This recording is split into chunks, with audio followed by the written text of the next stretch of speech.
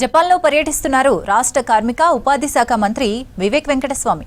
రెండో ప్రపంచ యుద్ధం తర్వాత జపాన్ ఎలా అభివృద్ధి చెందిందో, ఆర్థికంగా ఎలా నిలదొక్కుందో ఇక్కడి కిండాయ్ వర్సిటీలో చర్చించామన్నారు మంత్రి.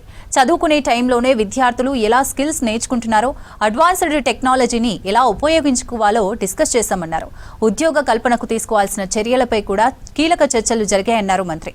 భవిష్యత్తులో జపాన్ నుంచి రాష్ట్రానికి భారీగా పెట్టుబడులు తేవడమే లక్ష్యమన్నారు మంత్రి వివేక్.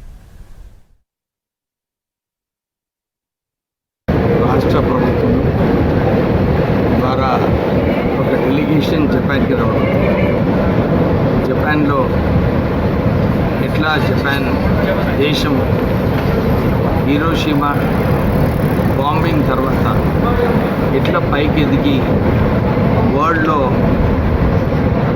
పెద్ద ఆర్థికంగా ముందుకు వెళ్ళిన దేశం జపాన్ దేశం.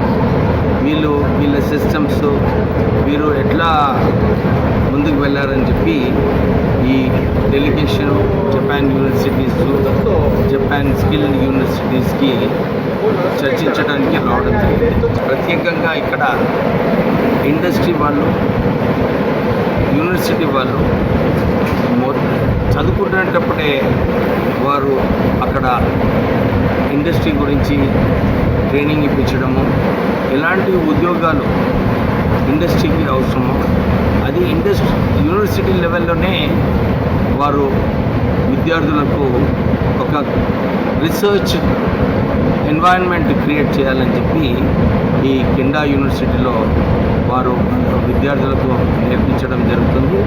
నేను వారికి ఇదే రిక్వెస్ట్ చేశాము, మన ఇండియన్ డెలిగేషన్ మనకు ఇంకెక్కువ ఎక్స్చేంజెస్ ఉండాలి.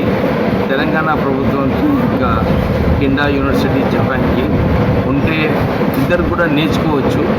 యూనివర్సిటీలో విద్యార్థులు ఎట్లా నేర్చుకోవాలి, టెక్నికల్ యూనివర్సిటీస్ ఎట్లా నేర్చుకోవాలి, అడ్వాన్స్ టెక్నాలజీ సెంటర్స్ ఎట్లా కొలాబరేట్ చేయాలి, ఇవన్నీ కూడా ఈరోజు డిస్కస్ చేయడం జరిగింది. ప్రత్యేకంగా అల్టిమేట్లీ ఉద్యోగాలు ఎట్లా ఎక్కువ చేయాలి ఆ దృష్టిలో పెట్టుకొని ఈ విజిట్ ప్రారంభమైంది. ఈరోజు మేము వచ్చే రోజులలో ఎక్కువ మందితో ఇక్కడ ఇంటరాక్ట్ అయ్యి ఎట్లా తెలంగాణని ఎక్కువ పెట్టుబడులు జపాన్ నుంచి రావాలి, ఎట్లా స్కిల్ సెట్స్ ఇంప్రూవ్ చేసుకోవాలి, ఎట్లా యూనివర్సిటీస్లో మన తెలంగాణ పిల్లలు కూడా వచ్చి ఇక్కడ యూనివర్సిటీలో జాయిన్ కావడానికి అవకాశాలు కల్పించాలని చెప్పి ప్రయత్నం చేస్తాం.